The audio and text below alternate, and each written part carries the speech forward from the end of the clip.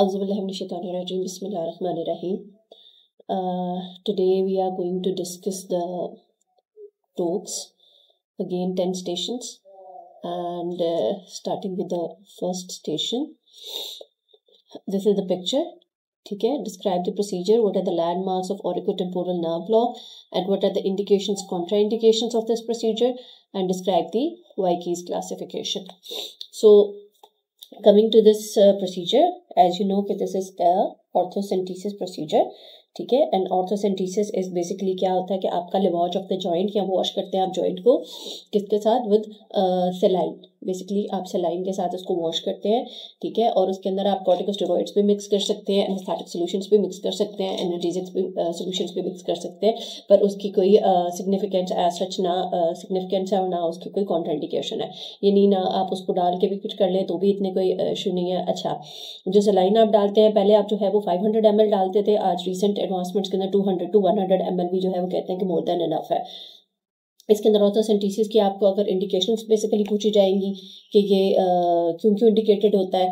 ठीक है, तो ऑर्थोसेंटीसिस सबसे पहले तो जो भी पेशेंट्स जो हैं वो आपके पास आते हैं विद रिडक्शन या without reduction, displacement with reduction या विदाउट रिडक्शन के साथ, लेकिन उनके ऊपर मेडिकल ट्रीटमेंट जो है या स्प्लिंट्स जो हैं वो इफेक्टिव नहीं होते, तो उन कंडीशंस के हम बाद पेशेंट का जो नेक्स्ट स्टेप होता है दैट इज ऑर्थोसेंटीसिस. इसको मैंने इस तरह से याद किया हुआ था कि हम ऑर्थोसेंटीसिस को जो है ना वो मिस्टर राव MRAO, ठीक है, जिसके अंदर M जो है दैट इज मेडिकल ट्रीटमेंट. सबसे पहले जब भी आपके पास पेशेंट आएगा TMPDs का, तो हम उसके अंदर मेडिकल ट्रीटमेंट करेंगे पहले पेशेंट का. अगर मेडिकल ट्रीटमेंट से उसको आराम नहीं आ रहा, then we will go to the rehabilitation, जिसके अंदर हम स्प्लिंट्स वगैरह देते हैं, और माउथ की जो रिहैबिलिटेशन है, यानी अगर कोई मिसिंग टीथ है, क्राउन वगैरह, या पेशेंट एक तरफ से खा रहा है because of the periodontal reason, या जो भी इम्बैलेंस ओक्लूजन है उसको हम ठीक करने की कोशिश करेंगे. अगर उससे भी ठीक नहीं हो रहा तो फिर हम ऑर्थोसेंटीसिस पर जाएंगे, और इन दी एंड हम जो है वो ओपन करेंगे जॉइंट को, या ऑर्थोस्कोपिक पहले करके, और अगर ऑर्थोस्कोपी से भी आराम नहीं आ रहा तो फिर हम उसको ओपन सर्जरी पर लेके जाएंगे. सो ये इसका जो है ये आपके वार्ड बूथ में दिया भी हुआ है कि इसका जो है मैंने ये बनाया हुआ था निमोनिक मिस्टर राव MRAO के M से जो है वो सबसे पहले आपने मेडिकल ट्रीटमेंट, जिसके अंदर आपका मार्स यानी मसल रिलैक्सन, एनाल्जेसिक, रेस्ट और सॉफ्ट टाइट आता है.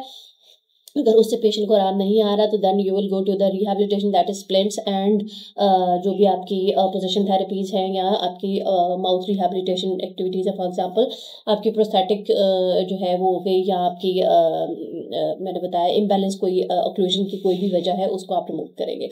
अगर उससे आराम नहीं आता तो फिर आप ऑर्थोसेंटीसिस पर जाएंगे, और अगर ऑर्थोसेंटीसिस नहीं तो ऑर्थोस्कोपिक, और ऑर्थोस्कोपिक से भी मोस्ट ऑफ द टाइम जो है वो कहते हैं कि इससे बेहतर है कि आप ओपन सर्जरी कर लें.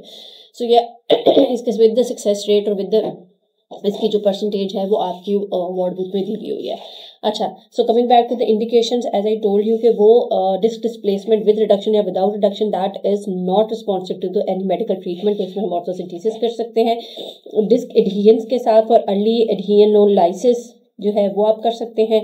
उसके अलावा आपकी ये वार्ड बूथ में ही ये सारे इंडिकेशन दी हुई है, जिसके अंदर वो कहता है इरिवर्सिबल अगर एंटीरियर डिस्क डिस्प्लेसमेंट है विद एक्यूट क्लोज लॉक, यानी पहले पेशेंट जो है वो उसकी रिडक्शन हो जाती थी लेकिन अब उसको एक्यूट क्लोज लॉक है, तो उसके अंदर आप उसको ऑर्थोसेंटीसिस कर सकते हैं. सेकेंडली क्रॉनिक क्लोज लॉक है विद आर्थरोसिस अब डेवलप हो गया, तो उस कंडीशन के अंदर भी आप जो है वो ऑर्थोसेंटीसिस कर सकते हैं. उसके अलावा माउथ ओपनिंग लिमिटेशंस के केसेस है, जिनके तो साइनोवाइटिस, कैप्सुलाइटिस, या जो है वो एक्यूट डिजेनरेटिव रूमेटॉइड आर्थराइटिस वगैरह है, तो उन कंडीशंस के अंदर भी पेन रिलीफ के लिए, सिम्टोमेटिक ट्रीटमेंट के लिए आप ऑर्थोसेंटीसिस कर सकते हैं. ठीक है जी. अच्छा, उसके अलावा बस इसकी इंडिकेशंस है. कॉन्ट्राइंडिकेशंस में ये है कि कोई भी जो पेशेंट है अगर वो that is responsive to medical treatment, अगर आपने उसका नहीं किया तो आप पहले उसको मेडिकल ट्रीटमेंट देंगे और फिर उसको ऑर्थोसेंटीसिस पे लेकर जाएंगे. ठीक है. अच्छा, आगे आ जाता है जी प्रोसीजर. तो प्रोसीजर के अंदर ये है कि जो आप जो इसकी ऑर्थोसेंटीसिस बेसिकली कर रहे हैं वो आप अपर जॉइंट स्पेस जो है ना उसको वॉश करते हैं. ठीक है, और अपर जॉइंट कैविटी जो है, ठीक है, उसको हम पंक्चर करते हैं. 19 to 21 गेज की नीडल होती है, स्किन से हम लेके जाते हैं, फ्रंट ट्राइगस से जो है ट्राइगस के आगे से. ठीक है, और दूसरी जो नीडल है वो एक ट्रायंगुलर कोन बनाती है along with the first needle. और एक नीडल से आप जो है मैंने आपको बताया 200 to 100 ml जो है 500 ml तक आप लेके जा सकते हैं, बट 200 to 100 ml जो है दैट इज इनफ। उस सलाइन इतना सलाइन आप डालते हैं और वो दूसरी साइड की जो आपकी नीडल है उससे उसको एक्सपेल हो जाना चाहिए। ठीक है, तो इस तरह ये आपका जो है आपका लिवाज हो जाता है। और क्या क्या चीज़ों का लिवाज करता है, प्रो इन्फ्लेमेटरी साइटोकिन्स जो होते हैं इसमें जॉइंट में उनको वॉश करता है, पेन मीडिएटर्स को, along with that cartilage matrix degradation products जो है वो भी उनके वॉश हो जाती हैं और उसकी वजह से सिम्टोमेटिक रिलीफ पेशेंट को जो है वो मिलती है।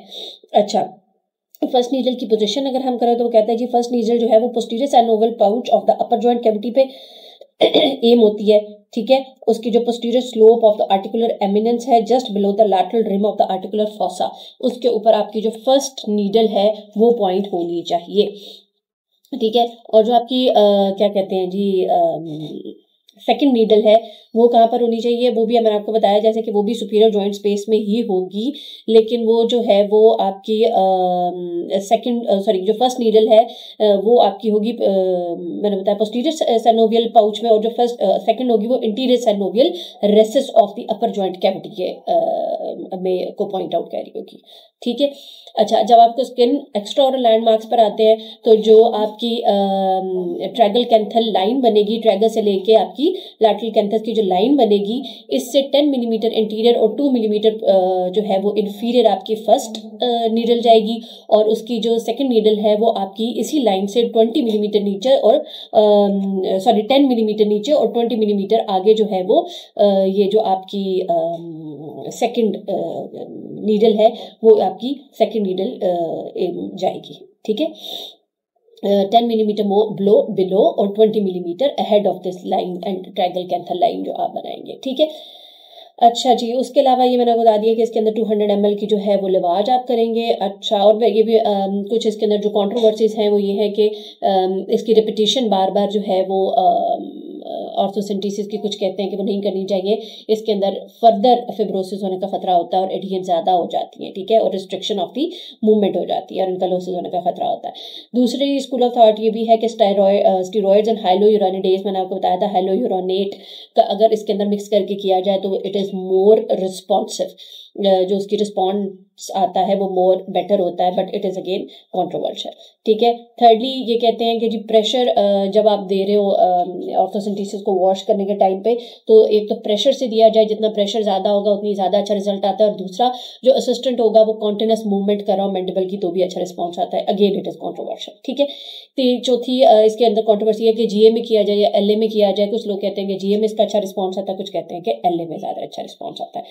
उसके अलावा इसकी एक और ये जो कुछ क्या कहते हैं कंट्रोवर्सी है उसमें ये भी है कि इमीडिएटली पोस्ट ऑफ एक्सरसाइजेज और फिजिकल थेरेपी जो है वो कुछ सर्जन्स कहते हैं कि मैंडेटरी है और कुछ कहते हैं कि it is not as such mandatory. अच्छा, कॉम्प्लिकेशंस पे आ जाए, जो एडवर्स इफेक्ट्स में जो है डिस्कम्फर्ट होती है, post operative vasovagal reflex during the procedure हो सकता है, ब्लीडिंग इनटू द सिरिंज आए तो उसके अंदर आपको कुछ देर के लिए उसको प्रेशर रख के छोड़ना होता है और जब तक कि वो ब्लीडिंग स्टॉप ना हो जाए। ठीक है, उसके अलावा कह दीजिए अनसक्सेसफुल पंक्चर हो सकता है, एडजेसेंट टिश्यू की इंजरी हो सकती है जिसके अंदर ईयर कैनाल आती है, perforation to the ear drum आता है, एक्स्ट्रा ड्यूरल हेमाटोमा भी किसी एक केस रिपोर्ट में, सब कुछ वॉर्डबूथ के से मैं आपको बता रही हूँ, वॉर्डबूथ का रेफरेंस है। ठीक है, और उसके अलावा वो कहते हैं कि eyebrow arthrocentesis related weakness of the eyebrow भी जो है कुछ टेम्पोरल ब्रांच की वीकनेस की वजह से आईब्रो क्या कहते हैं क्लोजर वीकनेस भी जो है वो भी कुछ लोगों में फॉलोइंग द प्रोसीजर कुछ लोगों में देखी गई है, ऑब्जर्व की गई है। अच्छा, उसके अलावा इंडिकेशन मैंने आपको बता दी है और कॉन्ट्राइंडिकेशन पे कोई इतनी खास नहीं है, सिवाय इसके कि पेशेंट जो है वो उसको कोई अनकंट्रोल्ड मेटाबॉलिक डिजीज ना हो, और अगर आप पेशेंट जो है वो मेडिकल ट्रीटमेंट को रिस्पॉन्ड कर रहा है तो फिर आप ऑर्थोसेंटिसिस पे नहीं जाएंगे।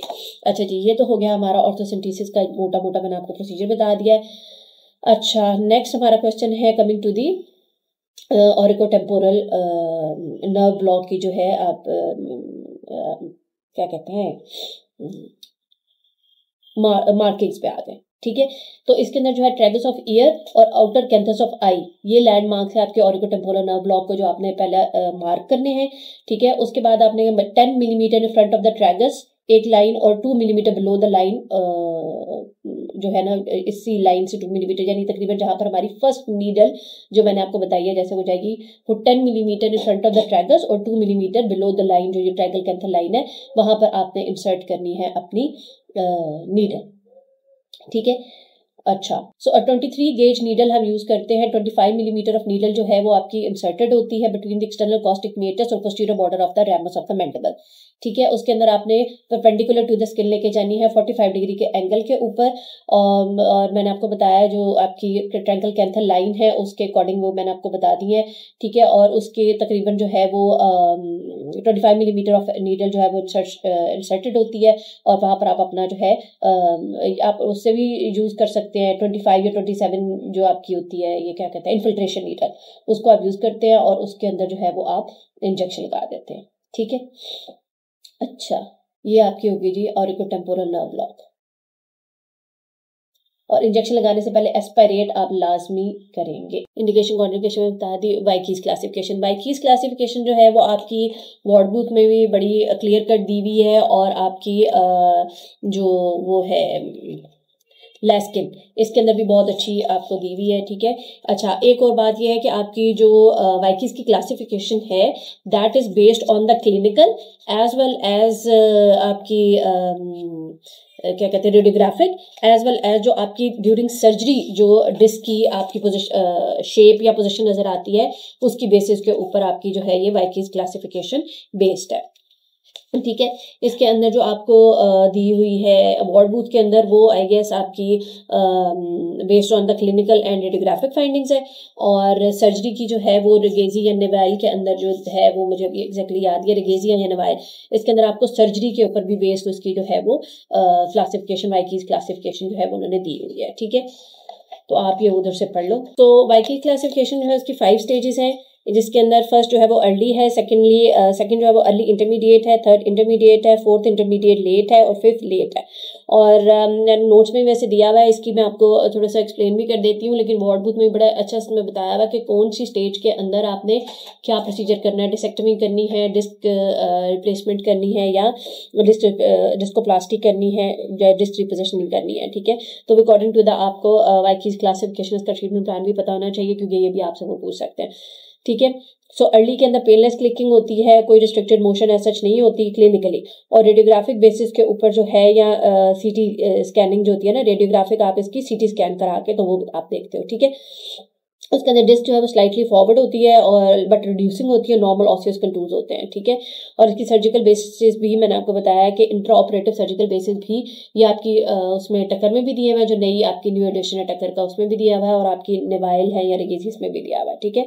मैं शेयर भी कर दूंगी आपको ग्रुप के अंदर इंशाल्लाह ताला इसको देख के। सेकंड जो है वो अर्ली इंटरमीडिएट है, जिसके अंदर आपकी ओकेजनल पेनफुल क्लिकिंग आती है और इंटरमिटेंट लॉकिंग और अलॉन्ग विद द हेडेक्स आती है, ठीक है। सीटी स्कैन में जो डिफरेंस है दैट इज के अर्ली डिस्क डिफॉर्मिटी इसके अंदर आपको नजर आनी शुरू हो जाती है अलॉन्ग विद द अपर, जो मैंने आपको यानी स्टेज 1 के साथ। स्टेज 3 जो है वो इंटरमीडिएट है, जिसके अंदर आपको frequent pain, joint tenderness, headaches, locking, restricted motion and painful chewing के क्लिनिकल साइन सिम्टम मिलते हैं, और रेडियोग्राफिक पे जो एडेड होते हैं दैट इज के with the disc displaced anteriorly, early reducing, non reducing late, यानी लेट अगर हो जाए तो नॉन रिड्यूसिंग हो जाती है, moderate to marked disc thickening नजर आती है, लेकिन ऑसियस कंटूर्स अभी भी नॉर्मल होते हैं। इंटरमीडिएट लेयर जो फोर्थ की स्टेज होती है, इसके अंदर जो है वो chronic pain, headache with restricted motion. अब पहला जो था 2 तक जो है उसके अंदर रिस्ट्रिक्टेड मोशन नहीं थी, 3, 4 और 5 के अंदर जो है वो रिस्ट्रिक्टेड मोशन आ जाती है, ठीक है। 4 के अंदर जब रिस्ट्रिक्टेड मोशन आएगी अलॉन्ग विद दैट जो अपर मैंने बताए हैं रेडियोग्राफिक जो फाइंडिंग आएगी वो एबनॉर्मल बोन कंटूर भी उसके अंदर आपको नजर आने शुरू हो जाएंगे। 5th के अंदर जो है वो variable pain with joint crepitus, painful function आपका आ जाएगा, और degenerative osseous changes along with the perforation and gross deformity आपको रेडियोग्राफिक सीटी स्कैनिंग के ऊपर नजर आनी शुरू हो जाएगी। 45-year male smoker presented to tertiary care hospital with complain of a non healing ulcer on lateral border of the tongue on the right side of the right side from 4 months. The ulcer was initially small in size, which gradually increases and attain present size of approximately 4 into 4 centimeter single ipsilateral lymph node, palpable. What is the staging of this tumor? What is the broader classification, role of liquid biopsy and limitations of liquid biopsy? So number 1 coming to the TNM 8th edition, जो इसकी classification staging है 8th addition की, वो आपने इनको बतानी है, ठीक है, जिसके अंदर TX जो है can not be assessed, T not is not know evidence, T1 size less than और इक्वल टू 2 सेंटीमीटर। इसके अंदर डेप्थ ऑफ इन्वर्जन जो है वो ऐड किया इन्होंने कि लेस देन और इक्वल टू 5 मिलीमीटर होगी, तो आपका क्या आएगा स्टेज, सॉरी T1 आएगा, ठीक है। T2 में साइज 2 to 4 है लेकिन depth of invasion 5 to 10 millimetre है, ठीक है। T3 में size more than equal to 4 centimetre, DOI जो है वो मोर देन 10 मिलीमीटर है। अब जो अगर हम इस पेशेंट की बात करें तो इसके अंदर हम डेप्थ ऑफ इन्वर्जन तो हमें नहीं पता, लेकिन जो इसकी साइज है वो तकरीबन 4 into 4 सेंटीमीटर है, सॉरी, तो इसका मतलब कि जो है हमारा इसकी जो साइज है वो T2 बना, 4 into 4 सेंटीमीटर का T2 साइज बना, 2 to 4 सेंटीमीटर है ना, ठीक है। और along with that single ipsilateral lymph node palpable है, तो वो आपकी जो है वो N1 बनी। जो आपका नया जो 8th एडिशन है इसके अंदर एक्स्ट्रा कैप्सूलर स्प्रेड या एक्स्ट्रा ENE जो है वो आपका एक्स्ट्रा नोडल इन्वेजन की जो है वो उसमें इन्होंने ऐड की है। N2A के अंदर जो है वो उन्होंने कहा कि साइज लेस देन 3 सेंटीमीटर है लेकिन ENE पॉजिटिव है, या इप्सिलैटरल सिंगल है 3 to 6 centimetre with ENE negative. तो अब ये डिपेंड करता है, इसके अंदर इन्होंने एज जो ये सिनेरियो है ये एज सच मैंने उठाया है फ्रॉम अ मॉक एग्जाम, लेकिन इसके अंदर क्योंकि उन्होंने एक्स्ट्रा नोडल स्प्रेड नहीं बताई हुई तो आप इसको मेंशन कर सकते हैं कि एज इसके अंदर ENE हमें नहीं पता, तो उसके अंदर जो है मेरी T2 तो बन रहा है, साइज का T2 बन रहा है, लेकिन इसके अंदर जो है वो लिम्फ नोड क्योंकि हमारा जो है वो उसका मुझे एक्स्ट्रा नोडल सेपरेट का नहीं पता, तो इसलिए ये N2 बनती है या N2A बनती है या N1 बनती है, तो इसका हमें भी जो है वो इसको हम फर्दर इवेलुएट करेंगे, ठीक है। और फिर हम इसकी स्टेजिंग करेंगे। स्टेजिंग जो है वो आपकी जो है वो आएगी तकरीबन इसकी अच्छा, तो ये हम जो है depending upon the TNM staging हम इसको अकॉर्डिंगली स्टेज करेंगे। इसके अंदर आपको 8th एडिशन जो आपकी TNM स्टेजिंग है जैसे मैंने बताया वो आपको आनी ज़रूरी है, ठीक है। अकॉर्डिंग टू द जो भी इसकी N2A बन रहेगी या N1 बनेगी, क्योंकि अभी हम इसका लेस देन 3 सेंटीमीटर है और या एक्स्ट्रा कैप्सूलर सेपरेट इसका पॉजिटिव है या नेगेटिव है वो हमें नहीं पता, तो इसके डिपेंड ऑन दैट हम इसकी जो है वो N1 या N2A है ये हम इसको अभी फिलहाल वो नहीं एवेलुएट नहीं कर सकते। ये आप एग्जामिनर से पूछ सकते हैं, एग्जामिनर आपको फर्दर इसको एलेबोरेट करके बता देगा और अकॉर्डिंगली फिर आप इसकी क्या कहते हैं TNM स्टेजिंग जो है वो स्टेज उसकी फर्दर कर सकेंगे, ठीक है जी। अच्छा, what is the broader classification, ठीक है। तो ये ब्रॉडर का क्लासिफिकेशन ग्रेडिंग है बेसिकली, ठीक है। हिस्टोपैथोलॉजिकली वेरिएंट के ऊपर ये बेस्ड करती है, जिसके अंदर G1 G2 G3 G4 है, well differentiated, moderately and poorly differentiated या फिर अनडिफरेंशिएटेड। जो G1 है वेल डिफरेंशिएटेड, इसके अंदर वो कहता है जी कि लेस देन 25% एनाप्लास्टिक सेल्स होते हैं तो उसको वेल डिफरेंशिएटेड कहते हैं। मॉडरेटली तब होते हैं जब 25 से लेके 50% जो है वो एनाप्लास्टिक सेल्स होंगे, तो वो आप उसको कहेंगे कि ये क्या है, मॉडरेटली डिफरेंशिएटेड है। पूरली डिफरेंशिएटेड आपका जो है वो तब आएगा जब आपकी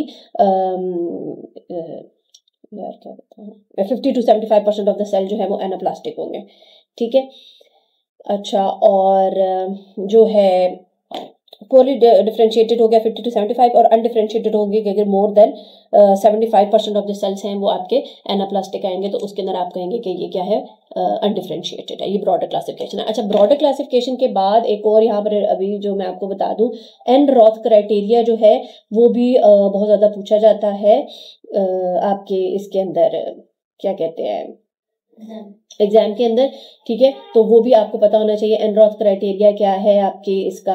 तो इसमें एन-रॉथ क्राइटेरिया भी आपसे पूछा जाता है, ठीक है। वो आपको मैं बता देती हूँ, वो मैं आपको नोट्स भी वैसे शेयर कर दूंगी, इसमें दिया भी हुआ है, वैसे आपके नोट्स में भी दिया होगा इंशाल्लाह ताला। ये जब आपको नोट्स प्रोवाइड करेंगे ऑन्कोलॉजी के तो उसमें भी मैं लिखूंगी।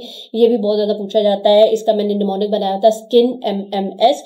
S stands for the structure abnormality, K stands for the keratinization, I stands for the inflammation, N stands for the nuclear abrasion, M stands for the mitosis above basal layer, M stands for the mode of invasion and S then stands for the stage of invasion। इसकी 4 stages होती हैं एन-रॉथ criteria for grading, जो मैंने आपको बताया। ये जो broader classification है ये भी बेसिकली ग्रेड बता रही है, और जो एन-रॉथ क्राइटेरिया ये भी ग्रेडिंग का है, ठीक है। तो इसके अंदर जो है वो ये आपको शेयर कर दूंगी।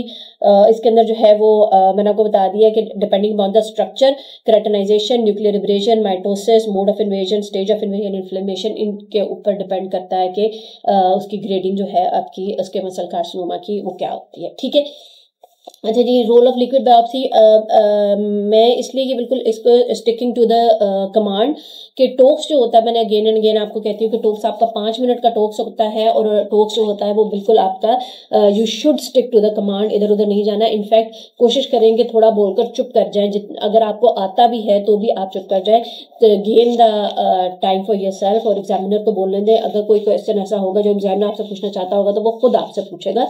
ठीक है, आपने उसके अंदर जो है वो एक ही बार में सारा कुछ नहीं बोल देना। अगर आप अपना सारा नॉलेज 2 मिनट में देकर चुप कर जाएंगे तो नेक्स्ट 2 मिनट जो है वो आपके हो सकता है कि कोई ऐसा सवाल कर दे जो आपको नहीं आता होगा। ठीक है, अच्छा, फॉर एग्जाम्पल लिक्विड बायोप्सी जो है वो हमसे पूछी गई थी जब हमारा मेरा हाल है सेकंड या थर्ड जो है मॉक एग्जाम हुआ, सेकंड या थर्ड मेरी अटेम्प्ट थी। उसके अंदर उससे पहले हमारा एक प्रिपरेटरी मॉक एग्जाम, जिसके अंदर मैंने आपको पहले बताया था लॉन्ग केस प्रेजेंट किया था मैंने, वो हुआ था। उसके अंदर एक कराची के सर ने पूछा था कि liquid biopsy, and I guess most of the examiners even didn't know at that time कि what is the liquid biopsy.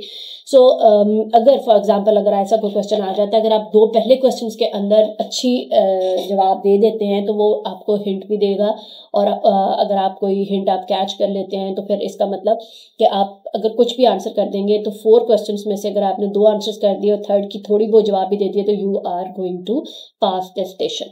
ठीक है, अच्छा, coming back to the station G, liquid biopsy जो है वो बेसिकली क्या होता है कि लिक्विड सैंपल आप कलेक्ट करते हैं, ब्लड सैंपल हो गया या पेशेंट का स्लाइवा होता है। ठीक है, और इसके अंदर क्या होता है, जेनेटिक बेसिकली आप जो है वो डीएनए सर्कुलेटिंग ट्यूमर का जो है ना एनालाइज करते हैं डीएनए।